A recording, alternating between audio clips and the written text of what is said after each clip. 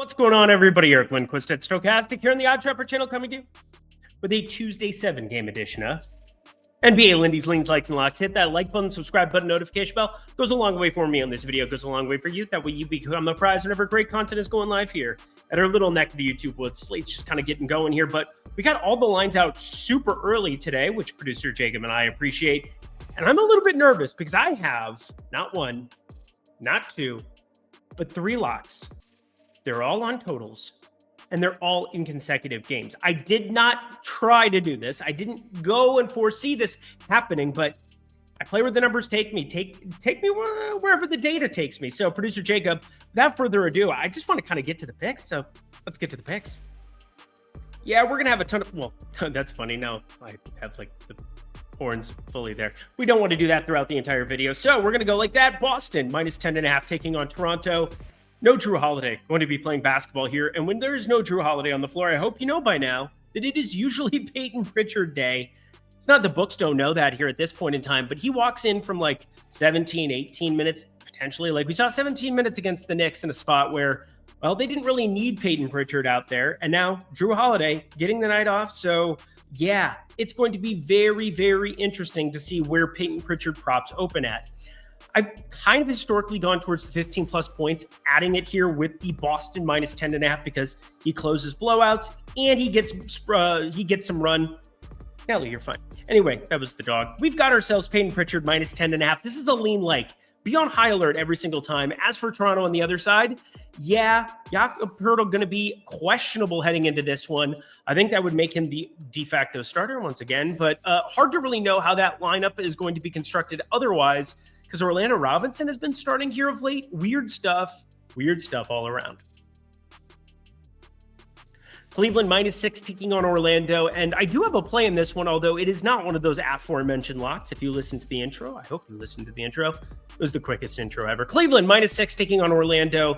And I think this is quite a bit of points to be getting Orlando. Orlando's been a much better home team. And obviously Cleveland, they've been good everywhere this season, but they've got a lingering Q tag on Darius Garland after he sat last time out with the left hip contusion. We'll see if he goes through shoot around in the morning, but I don't really want to wait until then because you get Paolo Banchero, Franz Wagner, Kentavious Caldwell-Pope, Wendell Carter Jr., and then off the bench, you're getting Goga Bitadze. Those are really good defenders that I just listed off, and that's kind of Orlando's calling card. Low variance basketball, slow it down, go to your key guys. Starting to play a little bit better here of late, and before the break, I do think that they got a raw deal just getting Paolo Banchero and Franz Wagner back before a 6-game road trip that I think has kind of changed the public's opinion of them. We saw a crazy series last season between Cleveland and Orlando, teams with a lot of familiarity with each other, but I think Orlando, this is much healthier than they've been here in weeks past. So I like taking the points with them here against Cleveland. Cleveland been one of our cash cows this season overall. Sorry, Evan Mobley, we're not going to go to your threes here against Orlando. Let it begin. The first of 3, we begin with Milwaukee plus 3.5 taking on Houston, 228 total. Now, I am a little bit surprised because I had to rerun this a couple of times once these lines dropped because I was like, really, am I about to throw 3 locks together in a row? Oh, you bet your sweet bippy I am. Starting here, this is a pace metric thing as far as what Houston's been doing here lately. They've been slowing the pace down relative to their earlier games. And we have Fred VanVleet, who is questionable entering this one, an even better defensive player than an Aaron Holiday, who walks into some more minutes. Plus, you get Jabari Smith back. Tari Eason ended up being in that starting lineup. He is once again going to be questionable entering this one as well. But no matter how I slice it, Dylan Brooks, Fred VanVleet, Jayshawn Tate questionable, I think we see some pretty good defense here on the Houston side in Milwaukee. You saw Giannis get ramped up to 32 minutes. I'm still upset that he didn't hit that points prop because it's going to be north of the 23.5, 24.5 where it was sitting for last time, just because we knew that coming off the back-to-back right after the All-Star break, that his minutes were limited just for that specific situation. Got back up to 32 and still didn't hit that over. Smashed in the rebound department. That made me extra mad. But I like the under of this game a lot. In fact, I locked it 228. Way too many when I've got this closer to 222. Defensively, Houston should be bringing it to the table. Oh, we're not stopping now, friends. We've got a 245 total sitting here with Phoenix getting 8 going up against Memphis. And Memphis routinely has outperformed all expectations I've had for them on the offensive side. But we've started to see them slow down a little bit because it is unsustainable, some of the shooting numbers. And I've brought this up multiple times on this program throughout the last month and a half. We're talking unsustainable shooting all the way around, and they are perfectly healthy. So lots of different configurations of lineups, but we saw 129, 123 with a lot of fouls coming down towards the end of that game to get it to that over. Thank God I wasn't on that under there, but I am certainly on it here against Phoenix. There really has very little identity on the offensive end for a team with Bradley Beal, Devin Booker, and Kevin Durant. That is, they don't know how to get other players involved. Grayson Allen off the bench, been a little bit more uninvolved than you'd want. Tyus Jones barely even in this rotation anymore. It's crazy to see this Phoenix team evaluated as poorly as what I've got them. Almost went to the spread for a like that is on the Memphis side at -8. But this total is out of control yet again. I've got this sitting well south of this number, 238, and it's 245. That is a huge discrepancy. Yet again, under 245, I'm locking it for a full unit. 2 in a row. Let's just make it 3, shall we?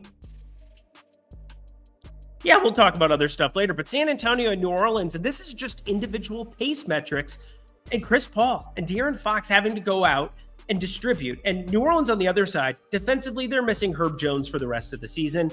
They no longer have Brandon Ingram and his length. Underrated, I would say, relative to what people thought he was going to be as a defender, which is just lanky and no size whatsoever. But the more that I run these numbers, I just get confused with where these totals are opening. 239, the opening number at FanDuel, 237.5 everywhere else. And this is technically my favorite of the 3 based on where I've got this, 230. I don't understand where these totals are coming from today. If we go 2 for 3, that's a full, nearly full unit day. We go 3 for 3, I'm going to be walking in Memphis with my 2 feet off of heel or whatever they're talking about. Beale Street. That's what it is. Beale.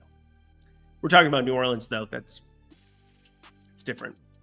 Lindy and friends, that is the Discord, friends. This is going to be an under 10-minute product. And, well, I'm trying to save you some time because I'm in love with today's slates. And, well, we got 2 more games to cover. But I'm going to cover all of the props. Yes, all of the props that obviously I don't have night before most of the time. I'm doing a pretty good job, I'd say, throughout this entire season of being able to tell you where they're going to open at, what kind of value we're going to potentially be looking at, and finding you winners. And, well, can definitely do that in tails on a day in, day out basis.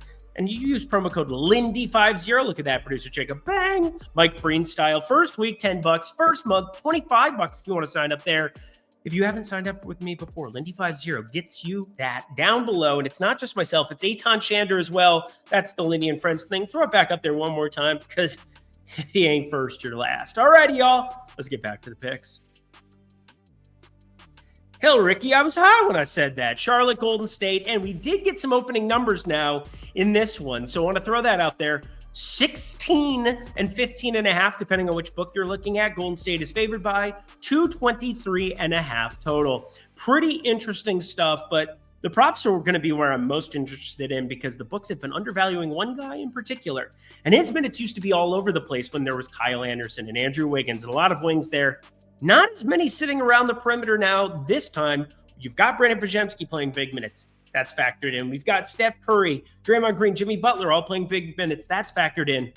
But don't sleep on my boy Moses Moody, who is out there playing giga minutes. His minutes are more secure than they've ever been before. And Buddy Hield can be the guy who catches fire off the bench. We saw 22 points against his former Sacramento team in 26 minutes, 5 for 8 from 3. But we also saw 18 minutes against Dallas last time out in a 24-point win. Only scored 3 points, 1 for 3 from 3. But Moses Moody, friends, played 29, 34, 27, 33, and 27 minutes over the course of the last 5. In the 2 since the break, 29 and 27 minutes, and that 27 was in a complete evisceration of the Dallas Mavericks. I really like the idea of 15 plus at plus money if it's going to be showing up there, and I think it will be against Charlotte. I think you'll still get him in some closing lineups in blowout situations where it's him or Buddy Hield out there to score and really close things out. I mean, that used to be Moses Moody. He was a poor man's Peyton Pritchard, if you will, at the beginning of this season. But now he's a focal point of this team, starting day in, day out. Moses Moody gets the first crack at being the knockdown shooter over Buddy Hield. Yeah, it's going to hurt his price, but I think Moses Moody is going to look really good against Charlotte. Charlotte on a back-to-back. Best of luck to you, fellows. Mark Williams looked at some of his stuff because I expect him to be back after resting on Monday. And the last game of the night, the one we're all looking forward to the most, Luka Doncic taking on his former team, the Dallas Mavericks in LA. Not as interesting as if you got Luka Doncic getting the treatment. I just want to see Nico Harrison in the crowd. That's really what I want to see. But Dallas plus 7.5 taking on the Lakers. It is very tough to envision many scenarios where Luka doesn't go completely berserk. LeBron gives him the opportunity. Like, it's not going to be Austin Reeves in the half court or LeBron James in the half court. We know what's going to happen. They're going to play through Luka. Now, I'm a little bit worried that his props end up massively inflated, as you should be too. There's going to be some sharp action, I'm sure, coming in on unders, things of that nature, but I want to at least point out Luka Doncic. What those minutes can be, I think, is a lot higher than where we've seen them here in his first couple outings with the Los Angeles Lakers. We're a whole 4 games into this experience? 4 games. He had the calf injury. He had been out for a long time leading into that, so obviously, this was injury management as they went along, 24, 23 minutes, but 33 against Charlotte, 31 against Denver in a 23-point win where he didn't need a close. I think that opens up the floodgates for him to potentially play 36 minutes, if need be, against his former team. Triple-double. First triple-double, Luka triple-double, going up against his former team. I think we're getting plus money in any capacity. I'm looking, hopefully, plus 180 or better, but I am very interested. Just got to be a little nervous about the opening numbers because I'm not the only person who's going to be cheering for Luka to smash up on Dallas here on Tuesday. And that does it for a quick and easy edition of NBA Lindy's Leans, Likes, and Locks. Head to the comment section below. Let me know your favorite plays that exist on the board. Obviously, I got a lot of plays already. Got 4 official plays here on the card as is. I'm interested in the Pritchard and Boston. I'm interested in what happens with the Luka numbers and Moses Moody. Most likely my favorite of those trio that I talked about. So keep that in mind here. And, well, spread and 3 totals. What a time to be alive. Thank you, producer Jacob, for yet another one in the books. Going to be a big day for me on Tuesday. Hopefully we got good news on Wednesday when you check back in with me here. Obviously, I record this before all the games are done, so sometimes always recapping whenever you want. Yeah, that's all I got for you. Such a cool painting. Until next time, friends, I'm Eric Lindquist. Best of luck in the NBA streets on Tuesday.